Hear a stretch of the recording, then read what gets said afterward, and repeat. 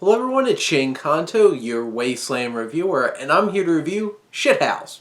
And this has been blowing up Filmstagram for a little bit. Some of my fellow writers at SifPop have been talking about it, and for some reason this was one that I just hadn't gotten around to for 2020. And I figured with all the buzz that people were giving it lately, I'm like, you know what, just threw it to the top of my list and got a chance to watch it today. And I was pretty impressed.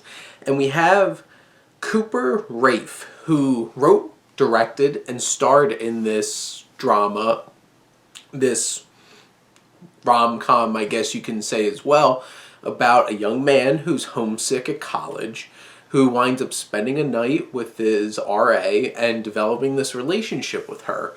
And then the uncomfortable fallout from that one night, as both of them come into that night with, I guess, different perspectives on what that night meant to each other.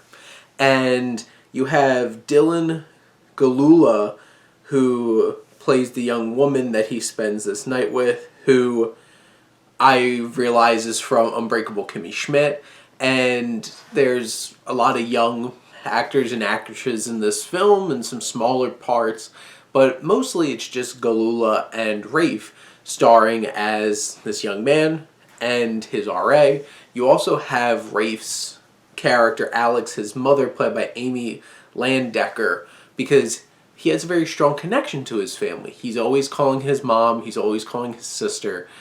He's always been somebody who needed that love and affection from his family, who was always there to give it to him.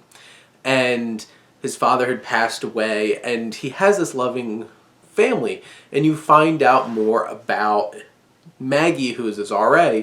Galula's character's backstory is very, very different, and they come from different perspectives. And they spend this evening that, honestly, the majority of this film feels like a modern college version of Before Sunrise, honestly, where it's like these two young people connect. And like, the interesting thing is, I don't know how old Julie Delphi and Ethan Hawke were in Before Sunrise, but they seem like they're much more mature and older in that than these two young people at college age. And that could also just be a perception thing, but so like this is more of like that college age. They go to parties, they do wandering around.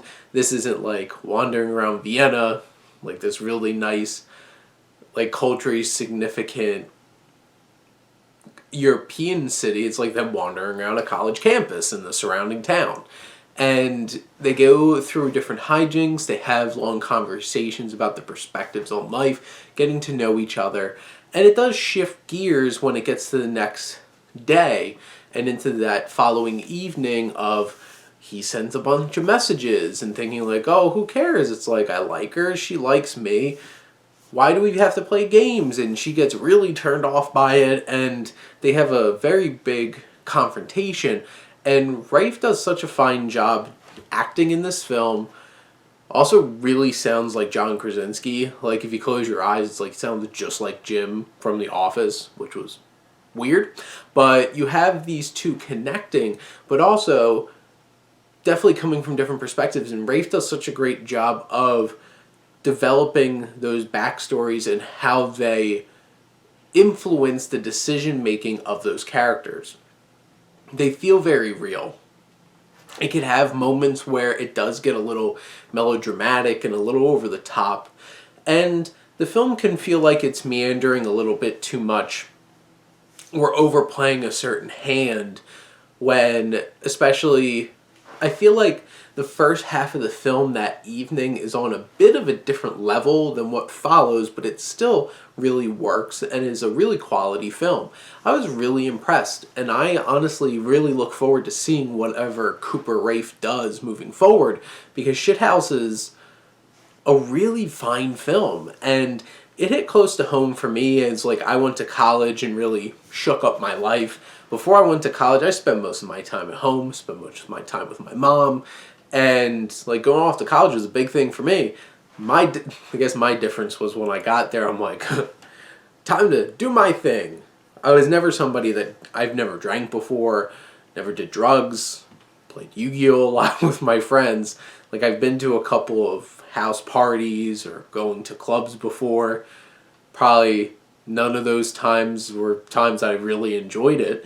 But you have that experience, and I feel like there's always a little bit of something that you can relate to here. Some of the characters are just, like, his roommate is a piece of crap and just obnoxious, and I believe it's actor Logan Miller, who's been in a lot of different things, who plays his roommate. Like, he's in Love, Simon, Scout's Guide, Escape Room. He's been in a lot of things, and I just felt like he was way too much of a caricature and way too much to handle in terms of, like, he was a good foil to Alex, our main character, but, like, there wasn't a whole lot of depth to what he was. It's just a really big caricature.